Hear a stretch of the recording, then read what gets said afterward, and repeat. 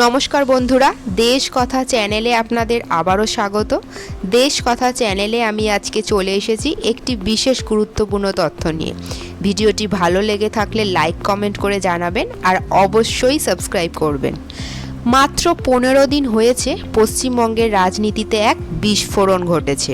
পশ্চিমবঙ্গ জেতার পর যাকে মুখ্যমন্ত্রী করা হয়েছে তিনি পুরো রাজ্যকে ওলটপালট করে দিয়েছেন।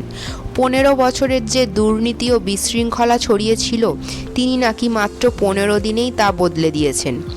এত সহজে যে পরিস্থিতি বদলানো সম্ভব ছিল না তা কিন্তু এই মানুষটি 15 দিনে করে দেখাচ্ছেন।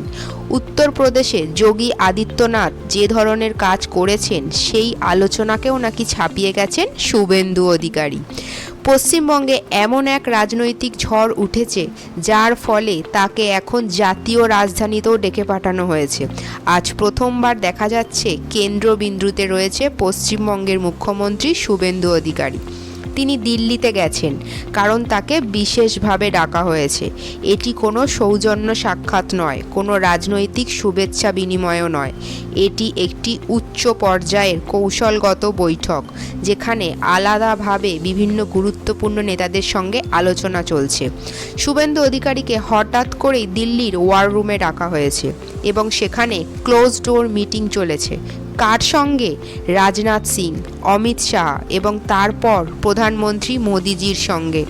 বন্ধুরা, এর আগে যখন শুভেন্দু অধিকারীর সঙ্গে এই বৈঠক হয়েছে তার আগে মোদিজি নিজের পুরো ক্যাবিনেটকে নিয়ে 4 ঘন্টার একটি বৈঠক করেছিলেন যেখানে কাউকে মোবাইল ফোন নিয়ে ঢোকার অনুমতি পর্যন্ত দেওয়া হয়নি। সব কিছুই হয়েছে সম্পূর্ণ গোপন। প্রতিরক্ষা মন্ত্রীর সঙ্গে ইতিমধ্যেই বৈঠক হয়েছে, সেখানে চিকেন নেক করিডোর নিয়ে আলোচনা হয়েছে। প্রতিরক্ষা মন্ত্রকের জন্য যে জমি প্রয়োজন ছিল তা নাকি ইতিমধ্যেই দিয়ে দেওয়া হয়েছে। এখন আমি আপনাদের 5টি বিষয় বলবো যেগুলো নিয়ে অমিত শাহ, রাজনাথ সিং, প্রতিরক্ষা মন্ত্রী এবং মোদিজির সঙ্গে বসে পরিকল্পনা করা হয়েছে। সবই হয়েছে বন্ধ দরজার আড়ালে। এখন প্রশ্ন হচ্ছে, কি এমন ঘটছে? নিশ্চয়ই বড় কিছু হচ্ছে, কারণ যখন দেশের সবচেয়ে বড় রাজনৈতিক খেলোয়াড়রা একসঙ্গে বসেন তখন সেখানে শুধু আঞ্চলিক রাজনীতি নয়, জাতীয় ও আন্তর্জাতিক রাজনীতিও আলোচনা হয়। মাত্র 15 দিনের মধ্যেই শুভেন্দু অধিকারীকে ডেকে পাঠানো হয়েছে এবং চিকেন নেক প্রসারিত করার বিষয়েও আলোচনায় এসেছে। আমি এটা বলছি না যে বাংলাদেশকে নিয়ে যুদ্ধ হতে চলেছে, কিন্তু কিছু একটা বড় পরিকল্পনা যে হচ্ছে সেটা স্পষ্ট। যে তথ্য ভেতর থেকে জানা যাচ্ছে তার মধ্যে প্রথম বিষয় হলো পশ্চিমবঙ্গ চালানোর পুরনো নিয়মকানুন নাকি পুরোপুরি বদলে ফেলা হয়েছে। পশ্চিমবঙ্গে এখন ব্যাপক রাজনৈতিক ও প্রশাসনিক অভিযান চলছে এবং দিল্লি প্রতিটি বিষয়ের ওপর নজর রাখছে। কেন্দ্রের নেতারা নিজেরাও নাকি অবাক হয়ে গেছেন শুভেন্দু অধিকারী কী গতিতে কাজ করছেন দেখে। রাজনাথ সিং, মোদিজি বা অমিত শাহ সবার বডি ল্যাঙ্গুয়েজ দেখলেই বোঝা যায় তারা একই সুরে কথা বলছেন এবং শুভেন্দুর কাজে অত্যন্ত সন্তুষ্ট। অনেকেই এখন তাকে বাংলার টাইগার বলতে শুরু করেছেন।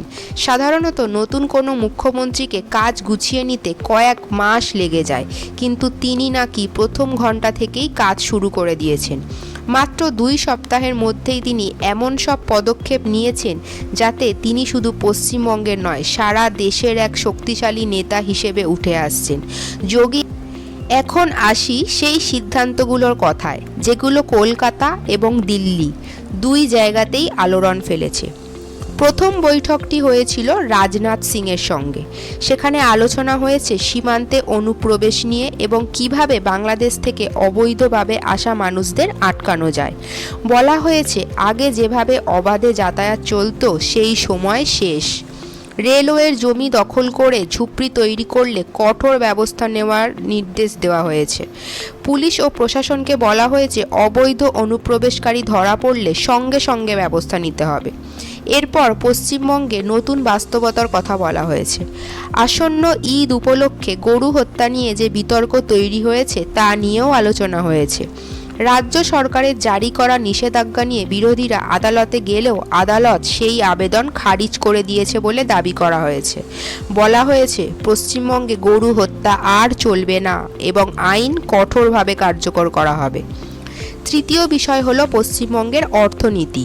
দাবি করা হয়েছে আগের সরকারের সময় রাজ্যের কোষাগার প্রায় খালি হয়ে গিয়েছিল। সরকারি কর্মচারীদের ডিএ বকেয়া রয়েছে।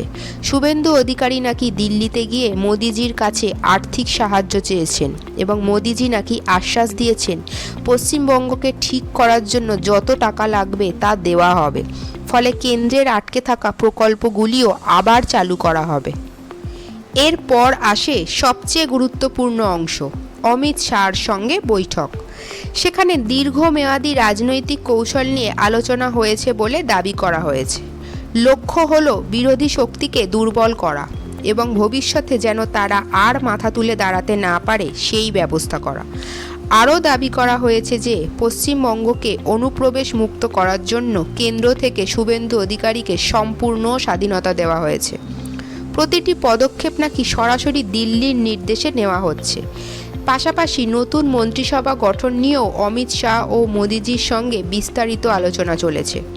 উত্তরবঙ্গ, দক্ষিণবঙ্গ সব জায়গায় ভারসাম্য রেখে মন্ত্রী নির্বাচন করার পরিকল্পনা করা হচ্ছে। সুতরাং বোঝাই যাচ্ছে পশ্চিমবঙ্গের রাজনৈতিক মানচিত্র সম্পূর্ণ বদলে দেওয়ার কাজ শুরু হয়ে গেছে।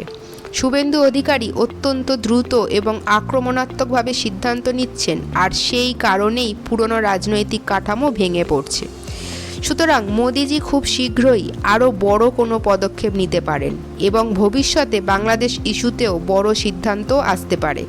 ভিডিওটি আজ এখানেই শেষ করছি বন্ধুরা। ভিডিওটি ভালো লেগে থাকলে লাইক কমেন্ট করে অবশ্যই জানাবেন আর সাবস্ক্রাইব করতেও